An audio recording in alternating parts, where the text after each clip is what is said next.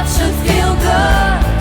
Your love should feel darn good. It doesn't kill you to stay.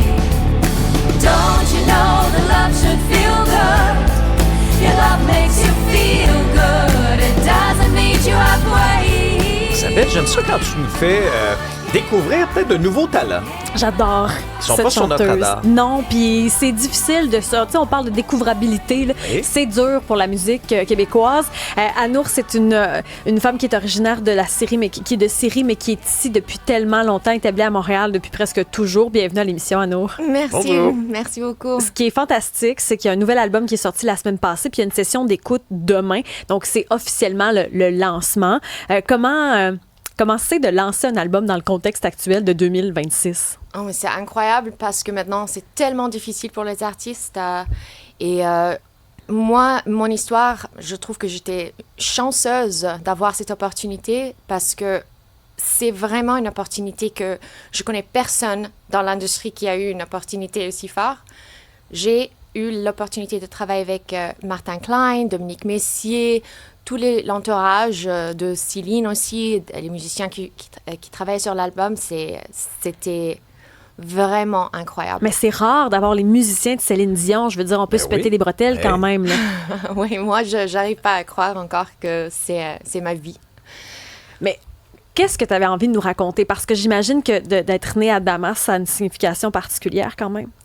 Oui, il y a des chansons sur l'album aussi qui parlent, je pense, pas de la Syrie de Damas, mais c'est des chansons qui sont venues à moi peut-être à cause de la perspective que j'ai sur l'immigration et l'identité aussi. Alors, il y a une chanson qui s'appelle The Coast, qui parlait des gens qui sont quittés leur pays pour trouver la sécurité ailleurs. Il y a une chanson qui s'appelle Angel of Me aussi. Et j'ai écrit cette chanson en 2015. Et j'étais en train de regarder la télé et on était en train de regarder qu'il y avait des gens qui sont en train de fuir leur pays aussi pour trouver la sécurité. Et on les appelait des monstres. Pendant la période en Europe, c'était tellement difficile, en 2015 surtout. Et jusqu'à un jour, un petit garçon qui s'appelait Alan Kurdi était trouvé mort sur une plage en Turquie. Oui. Et je me rappelais, ce jour-là, je sentais que, waouh, tout de suite, Alan est devenu un ange.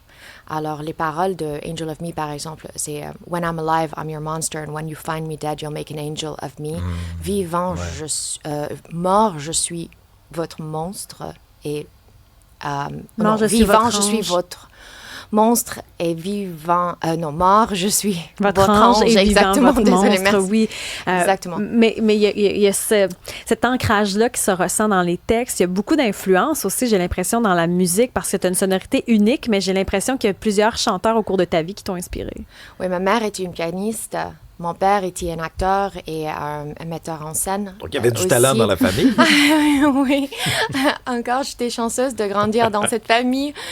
J'ai grandi avec la musique. Ma mère m'a fait la musique. Mon père m'a offert l'histoire. Alors, j'ai grandi avec ces deux langues. Depuis, j'ai écrit des chansons, mais j'ai écouté beaucoup de musique quand j'étais jeune. Je commençais avec la musique classique grâce à ma mère, et après, j'écoutais beaucoup de jazz. Pour moi, j'adorais Tori Amos quand j'étais jeune, Leonard Cohen qui vient d'ici, de Montréal.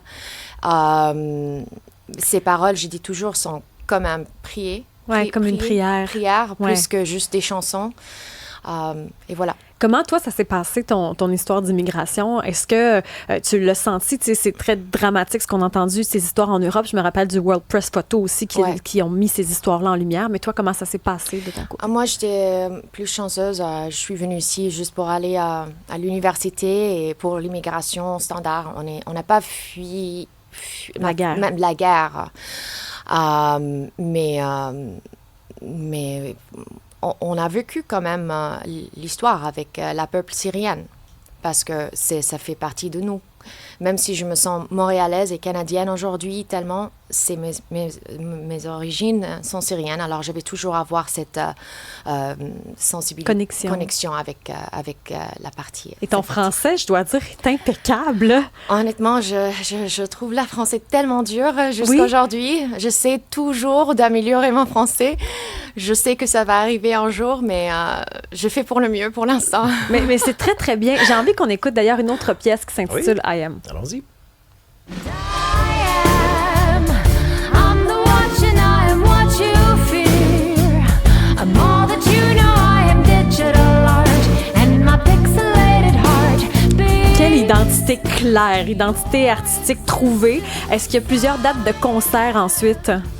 J'espère, c'est le focus pour maintenant. Cette année, j'espère que je vais être capable de faire vivre ces chansons en scène.